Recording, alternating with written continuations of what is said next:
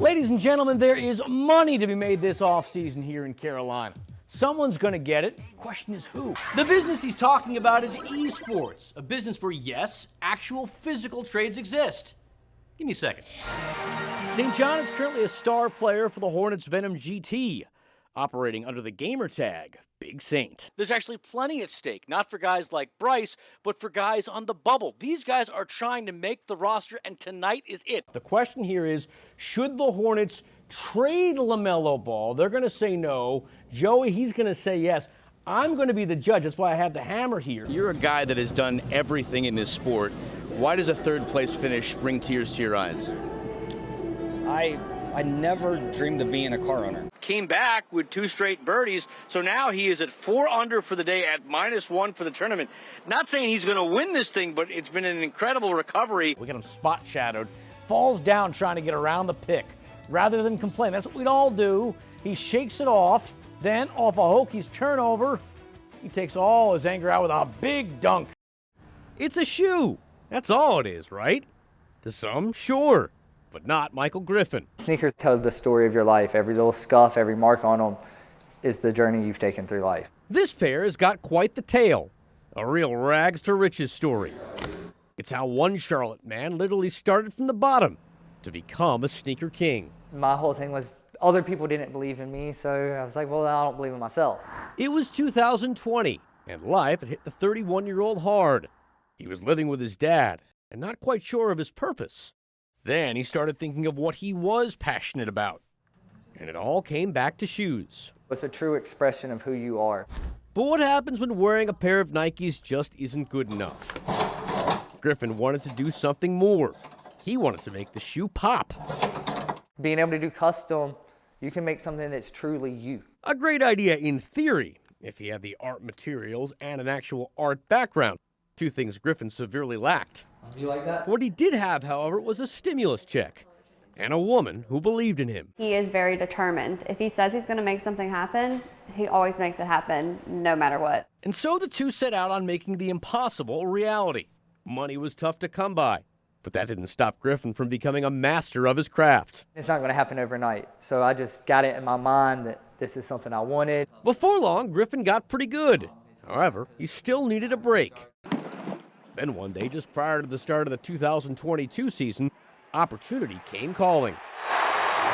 I got in front of Brian Burns and got his shoe size and told him I wasn't trying to make a sale, that I wanted to get my work out there, and I bet on myself. And that truly is what changed our life. It worked. Burns liked what he saw. He became a client, and soon a lot of his teammates did too. Laviska Chenault Jr., Derek Brown, Frankie Luvo, Xavier Woods, Chuba Hubbard. The names keep on coming, but Griffin isn't running low on ideas. Some of Michael's designs are pretty far out there. This is the shoe that Adam Thielen wore on Christmas Eve. It's based on the Grinch, and it's got a TV in it. Crazy? It depends on who you ask.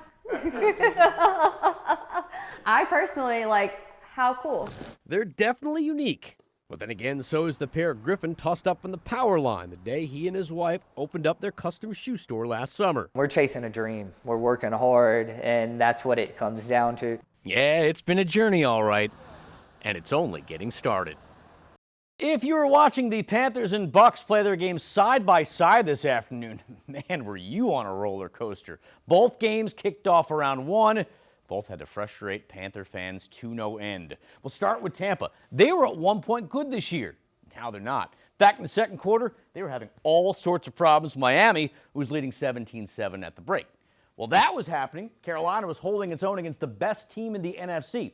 The Panthers and Seahawks were actually tied at 3 going into the second half. Remember, a win would have clinched the division for Carolina over Tampa, but that never happened. In the third quarter, Carolina suffered a major meltdown. Right after they picked off Sam Darnold, Chuba Hubbard fumbled the ball. It would lead to a touchdown. Seahawks led 10-3. Next drive for the Panthers, they looked to respond, but look what happened. Bryce Young throwing, he's going to get picked off. Julian Love with the interception. Seattle getting it back in Carolina territory, and they would cash in moments later. Darnold, 1 touchdown pass on the day. It happened on this 17-yard strike to A.J. Barner. 14 straight from the Seahawks. They were up 17-3 going into the fourth.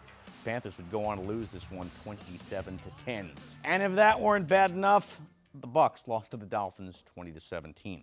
So a lost opportunity for the Panthers, and now it all comes down to next week. Win that game, the division is Carolina's. After an up-and-down season, maybe it's only fitting it ends that way. For more on what happened, though, today at the bank, we send it back out to Gabe and Gia. That's just great football, and so I'm really proud of him for, just playing with the kind of effort that we were expecting from him. Man, it sounds like Panthers rookie Nick Scorton made a real good impression in his first ever preseason game. In the loss to the Browns, he finished with 2 tackles. However, it was the play in which he didn't get the hit that had everyone talking. We're going to pull it up right here. It was in the second quarter with the Browns driving. Their rookie quarterback, Shedeur Sanders, tried to make his move. There you see number 11, Scorton, cuts him off. Sanders going to come back the other way. He thinks he's seen the last of Scorton. Football field, 160 feet wide. In 6 seconds, Scorton turned on a dime, came back the other way, and was able to force him out. That then brings us to Rico Dowdle. I like Rico. I know you like Rico. But let's not kid ourselves. Carolina's breakout back probably won't be back next season. Dowdle bet on himself taking a 1-year deal with Carolina and ended up getting 1,000 yards on the season.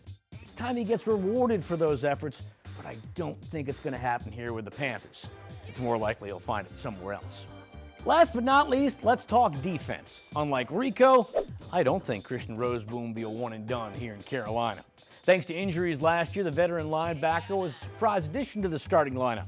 With Trevin Wallace often dealing with injuries himself, Roseboom stepped up and ended up leading the team with 122 tackles over 15 starts. Granted, he was a liability at times in coverage, but overall, Carolina was better when he was out there. Folks, the clock is ticking. The negotiating window starts Monday. Signing period begins Wednesday the 11th.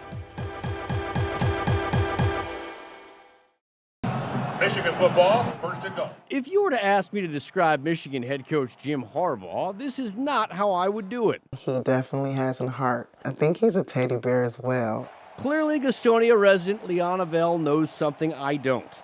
Having covered Jim when I worked in Grand Rapids, Michigan, I got to know him as a cantankerous coach. She and her family, however, got to know him in a much different light. Coach Harbaugh reached out to me and was like, "Hey, Liana." I was like, hi. Harbaugh had heard about Liana's son, who at one point might have been on the Wolverines' radar. Demetrius Walker was a star athlete from Muskegon High School who boasted numerous Division I offers. But U of M was the one he was waiting on. He was just like, I just want Michigan. I'm ready for Michigan. He was going to get it. But when Harbaugh called in the fall of 2022, it obviously wasn't going to happen. Demetrius was dying from cancer, and Harbaugh wanted to do something special for him. This was the day that we were invited to the big house, and this is his first touchdown with Harbaugh and the boys. The day was chronicled by ESPN and other national outlets. It's an experience Liana still thinks about, now more than a year after her son's death. I have a lot of videos of us going through that tunnel, so I definitely relive that moment all the time. Jim and his wife apparently do as well.